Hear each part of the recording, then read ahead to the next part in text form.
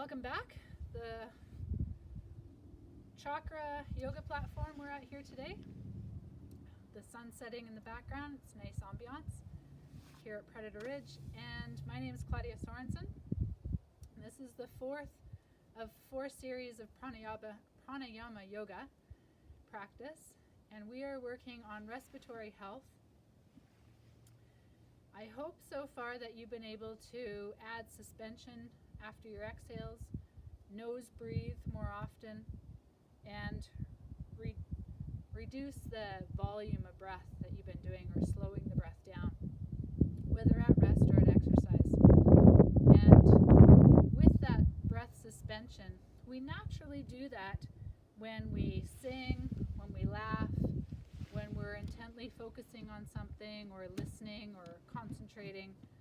And so we're just enhancing that more often because we don't need to take really big breaths. Today we're going to be focusing on not big breaths, but deeper breaths. So when we mouth breathe, our vessels in our noses get inflamed and we get really stuffy through the nose. And so by mouth breathing, we perpetuate the stuffy nose, and then we can't nose breathe as well. So we want to break this cycle. So practicing nose breathing more often, it will change. But if you're finding that you need to blow your nose a lot more often, stick with it, it will change. But there is a nose unblocking method that we can do. We'll be practicing some pranayama for that today. But here's a simple one that's a nice way to unblock it if you're out for a walk or something. So if you take a natural breath in, not a big breath, definitely not lifting the shoulders, but just a natural light breath in, and then exhale. Hold the exhale out. Pinch your nose and close your mouth.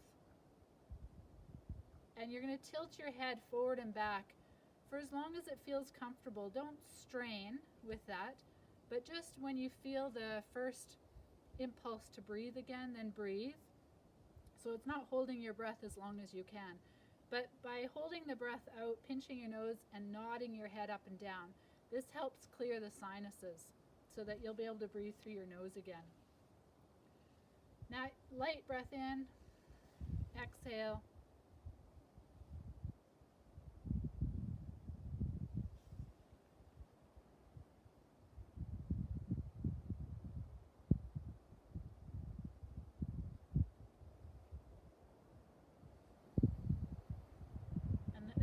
Return to breathing through your nose. This may clear it on its own, or you may find that it's freed up some mucus, and then you can blow it into a tissue.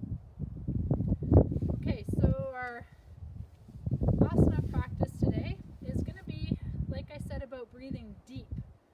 So we talked about chest breathing, shallow breathing. We got some breath around to the ribs. We got it down into the diaphragm and the abdomen, the lower back. And today we're going to take the breath all the way to the pelvic floor for our practice. So standing, feel again the natural rhythm of your breath. How does it move? Where does it move? The ratio of inhale, exhale, all of these things that we've talked about. Check in. So just a centering that we start our yoga practice with typically, but focus it in on your breathing. Where's the movement?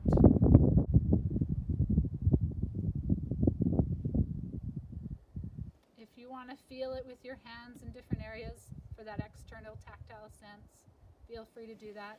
If you're good at sensing internally and feeling it move, do that.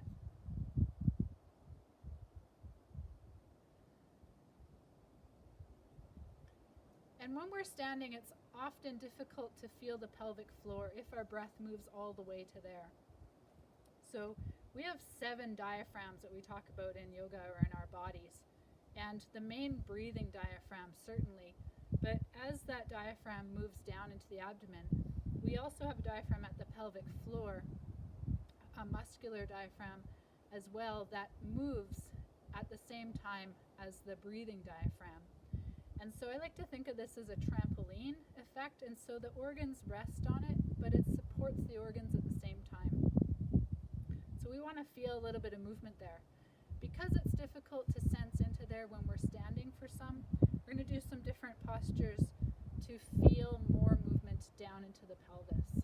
So our first one, standing with a wide-legged stance, have your feet parallel to each other, or slightly turned out, slightly turned in is fine as well. Find that comfortable position for your hips and knees and ankles where they need to be rotated. Bend in and out a few times just to test out how you feel. We don't want to bend from the back, so keep your neutral spine and bend from your hip joints here. So feel the creases as you tip forward. And just feel the hamstrings, feel the support in your back. You can rest your hands onto your legs if that helps. You can bend your knees. Always lots of options as we move through different asanas. Don't feel that it has to be done the right way. It's about exploring what your body can do, what's available to it. If you're all the way to the floor, knees bent or straight, doesn't matter. The whole point is that we are keeping our back flat. So if you want to bring up some blocks or a bolster in to rest on, feel free to do that. Okay, so wherever you feel comfortable. And now in this position, follow your breath.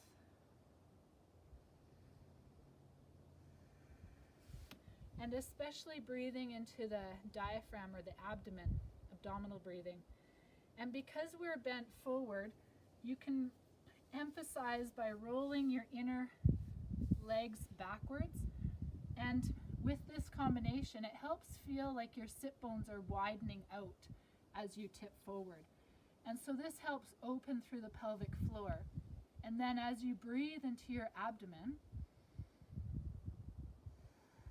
see if you can feel or sense movement into your pelvic floor. So these muscles attach between your tailbone and your pubic bone, and your sit bones are the attachment points for this area. And if it helps, you can squeeze these muscles as if you are stopping the flow of urine, and then when you inhale, relax the muscles. And so by combining the contraction on the exhale, relax on the inhale, you'll be able to sense the area that we're trying to feel into. And then after finding the sensory feedback of the area, no longer contracting it, just breathe and see if you can still feel this area. It'll be a subtle movement there.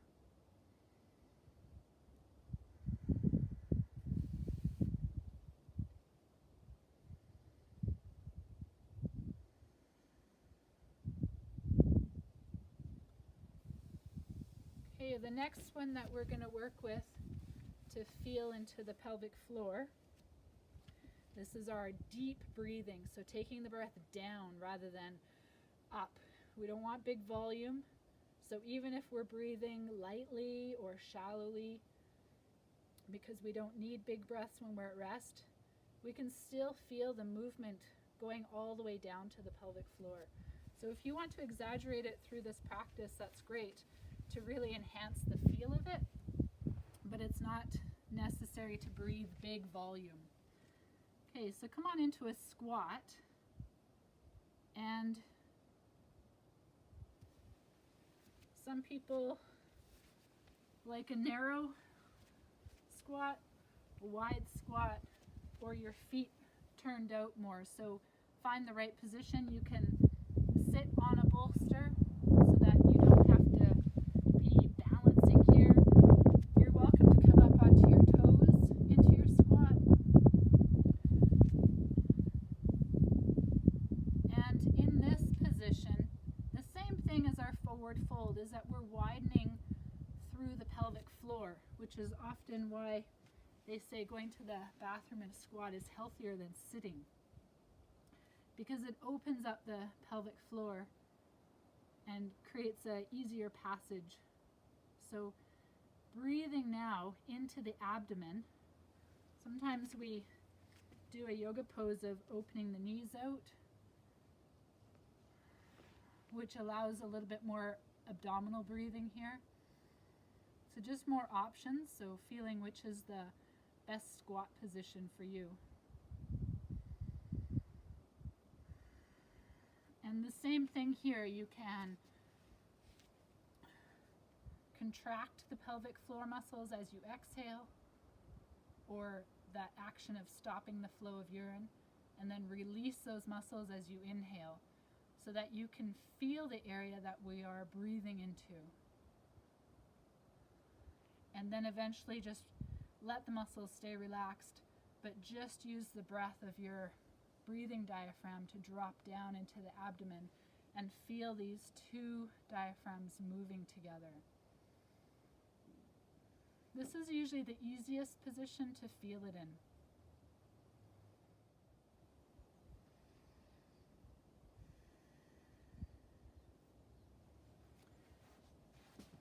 Okay, our next one, again to feel the deeper breath, is Happy Baby Pose, or Nanda Balasana. And when we reach up for the feet, you can just hang on to your shins, your ankles somewhere, but try not to have your shoulders up off the floor here. So roll your shoulders back and grab onto where you can, so however high that is. And then let your knees drive down towards your armpits or towards the floor as your shoulder relaxes back. So if you're not able to have your feet out that wide, have them in and just hold on to the ankles somewhere. Find the right position for you. Don't feel that it needs to mimic where I'm at. And similar to our squat, this allows us to breathe into the abdomen easily and into the pelvic floor. So feel that downward action of the diaphragms.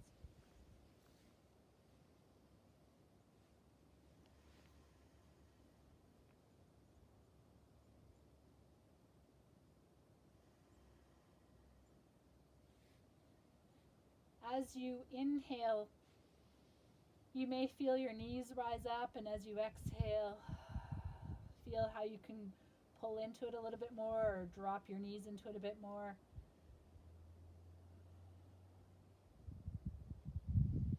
You can also pull your tailbone down towards the floor, flattening your back out a little more to increase the stretch or the pull you feel in the inner thigh muscles, which fascially connect through the pelvic floor.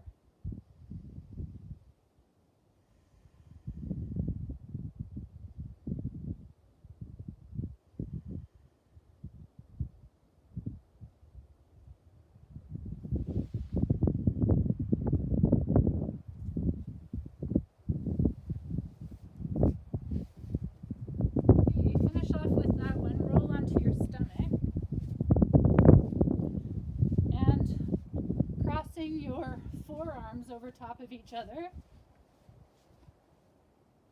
Just rest your forehead on your forearms.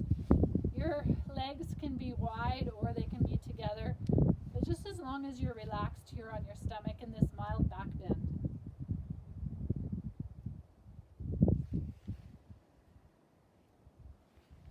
And now in this pose, because our weight is on the fronts of our bodies, the movement will be more obvious through our lower back and our sacrum. And so our tailbone again is where this pelvic floor muscle is attached to at the coccyx. And so as you feel the inhale and the sacrum rise up and back and then drop down,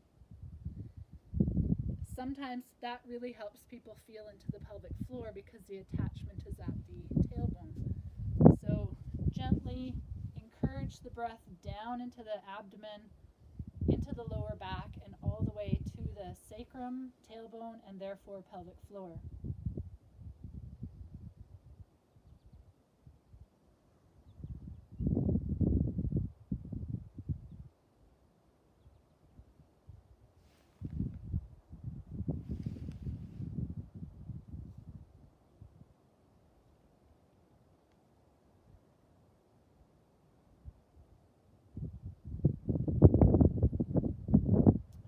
one more piece that you can add to this is if your knees are turned out,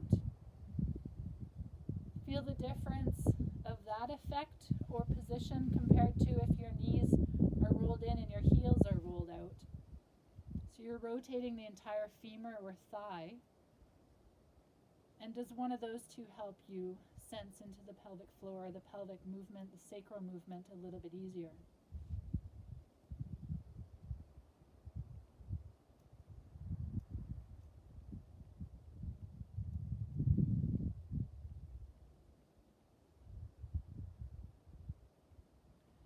Okay, after experimenting with that one, spin around into Baddha Konasana. So soles of the feet together, and this comes back to being up on the sit bone, so we're not sitting back on the tailbone, which tends to tuck in and tighten up the pelvic floor muscles. So we'd rather be up on top of the sit bones. So if that means you need to move your feet further away, because if we pull the feet in really close, but then it pushes us back further, then we're not getting the benefits of it. So have your feet further away, roll forward and up here. Or as in our other seated positions, if you elevate your pelvis, then that might help get you up on your sit bones and roll forward. Okay, so in this butterfly pose, find the right position and then let your knees fall out to the sides. You can support them or press into them. You can rock with your pelvis forward and back. I always encourage little micro movements with the pose so that we don't just force ourselves into a position that is a little bit strained, and then we're creating more tension in the body. So by adding just little movements, we can sense into what areas are maxed out, what areas have a little bit of play, and then we can adapt the pose accordingly as it changes, as we hold it, as we breathe into it. Okay, and so for the breathing here, similar to the other ones, this opens up through the pelvic floor, allows diaphragmatic breathing.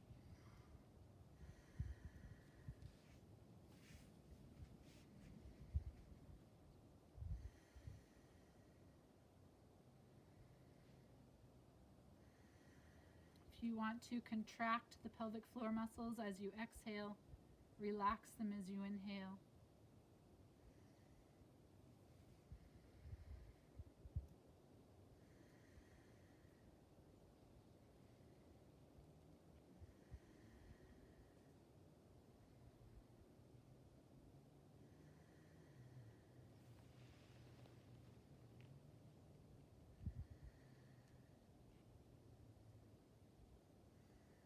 And see if you can sense the breath deep into the belly, all the way into the pelvis.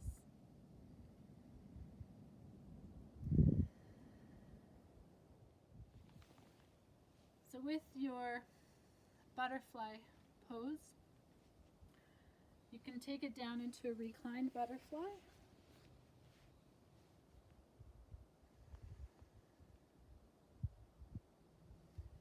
And the benefits here are that you're not holding yourself upright, again, with any sort of strain that sometimes detracts from us being able to breathe as deep or as low into the pelvic floor. And so by being reclined, we take that holding out of it,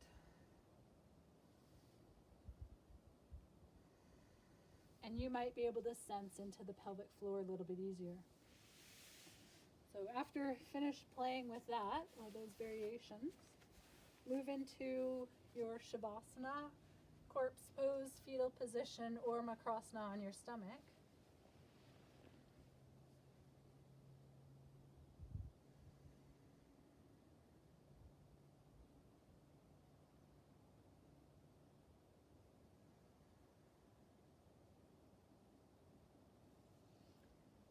And preferably with the eyes closed to reduce any distractions. Just laying in a very comfortable, relaxed position with no agenda, no task for the body, but just practice of being. What is it like to be in your body?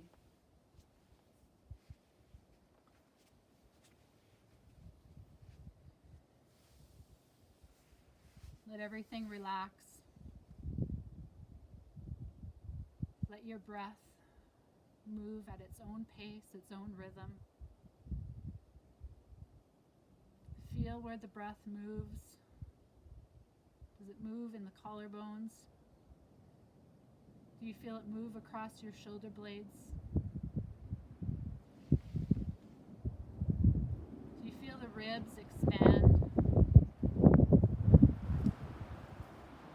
Do you feel the diaphragm fully relax up into the ribs?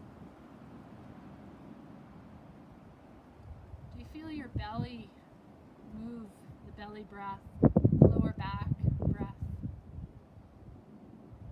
Do you feel your sacrum? And do you feel the breath move deep all the way to the pelvic floor?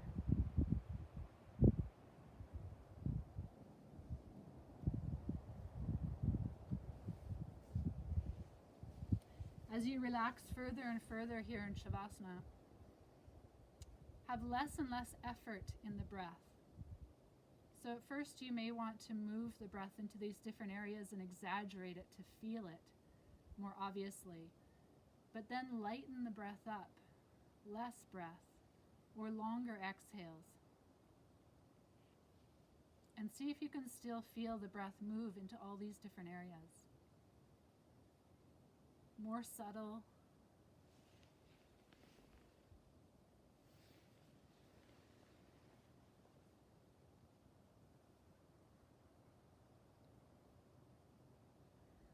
More relaxed.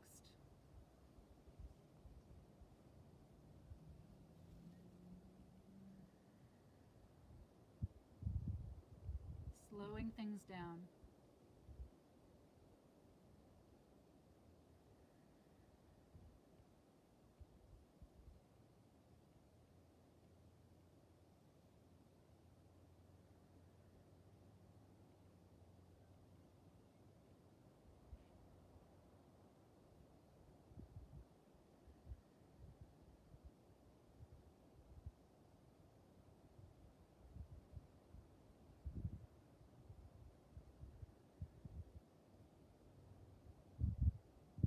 As you're relaxing the body, keep your mind calm but attentive so we don't drift off,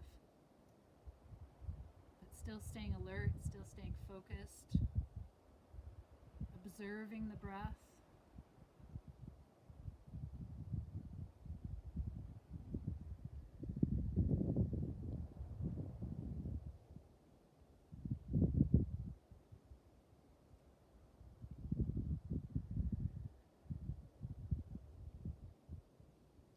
And sometimes in Shavasana, it takes us a while to get into this relaxed state.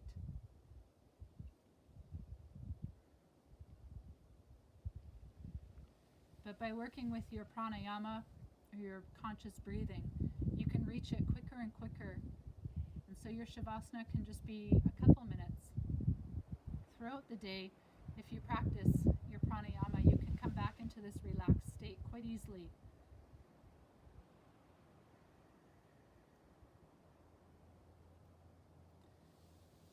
So I'll give that to you to practice continually on your own in the days to come. But for now, let's come on up into a seated position. This can be your kneeling position, your easy sitting pose, your cross-legged position, stacked legs, half lotus, sitting in a chair,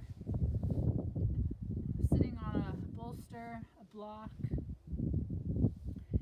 Anything that helps where you can be upright with your spine and in a relaxed, stacked position so that you're not dropped back, you're not arching, you're not holding or bracing, but just comfortable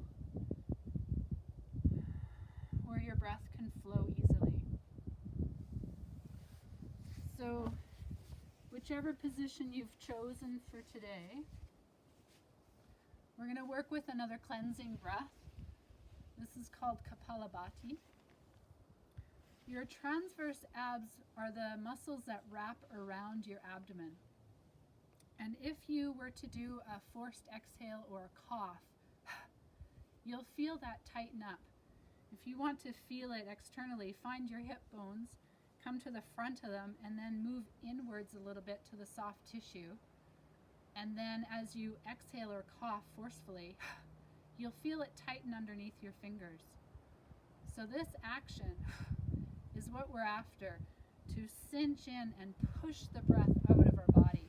So just play with that and then relax that muscle, and then the diaphragm will kick in and contract and draw the breath in. So all we're worried about is contracting and relaxing.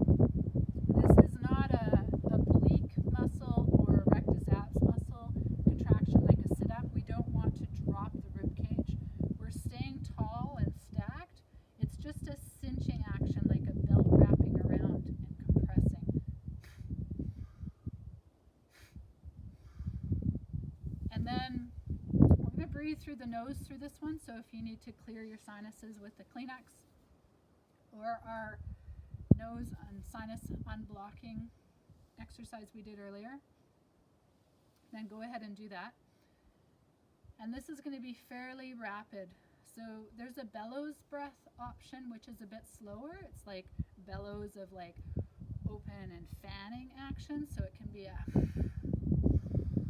slower pace. Kapalabhati is usually a little faster paced, so it's more rapid exhales, inhales. So the key to this is just exhale, contract, or contract to exhale, and then relax the muscle, and don't suck the breath in. Just relax so the breath naturally just comes in with the diaphragm kicking in. Okay, so it would look something like this.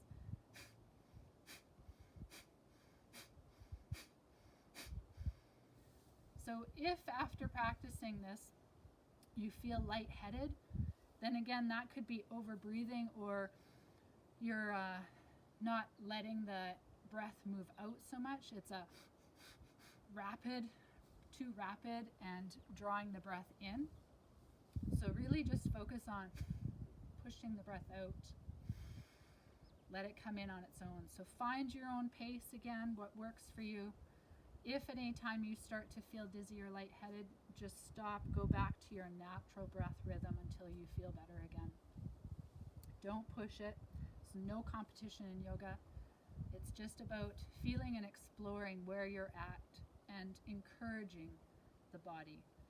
Okay, so let's work with a few of them. We'll do one round here, maybe 5, maybe 10 times.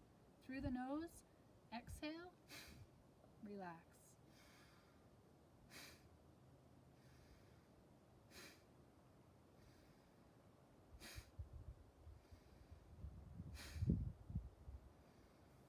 And then just resume normal breathing. So it was done quite slow just to get the feel of it. I'll speed it up for the next round with Kapalabhati. Just light breathing here. Make sure everything's calm, you're at ease. And then when you're ready,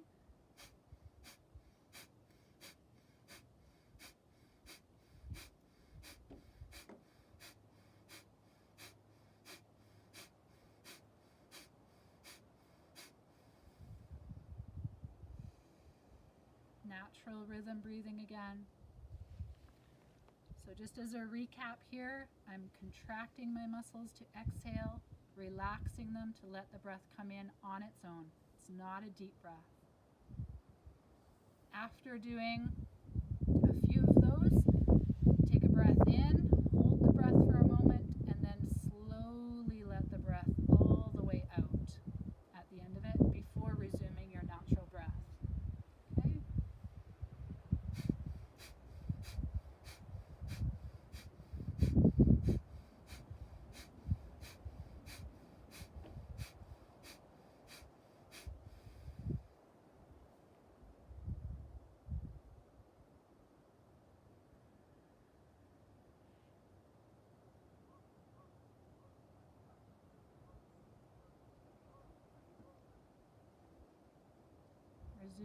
natural breathing.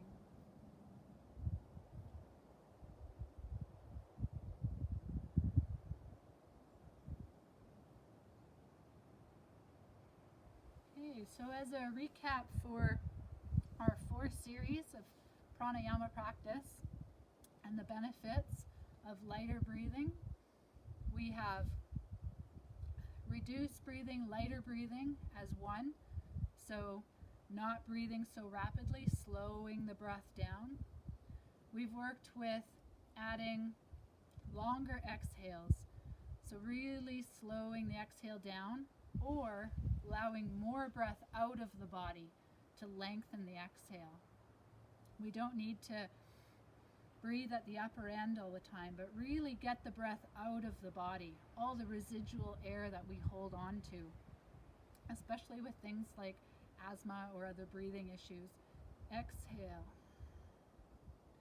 And then we've worked with nose breathing. This is really great for the opening of the air passages, and the next one is our holding or suspending the breath out of the body so that we keep up our carbon dioxide levels, which helps release more oxygen into the body. Slowing the breath down also does this. So incorporating all of those together, slowing the breath, adding a suspension of breath, nose breathing, and doing this while you're walking, doing dishes, any exercise that you do, practicing it at rest will carry over into exercise, increasing the amount of nitric oxide in our bodies to help with reducing virus spreading or replicating so quickly in our bodies if we are exposed to anything, preventing any illnesses from moving through our bodies, stops it right as it enters the nose. So I hope that you've practiced a bunch of these through this 4 series, and I hope that we can continue practicing this throughout. Thank you for joining me. Have a great rest of your day.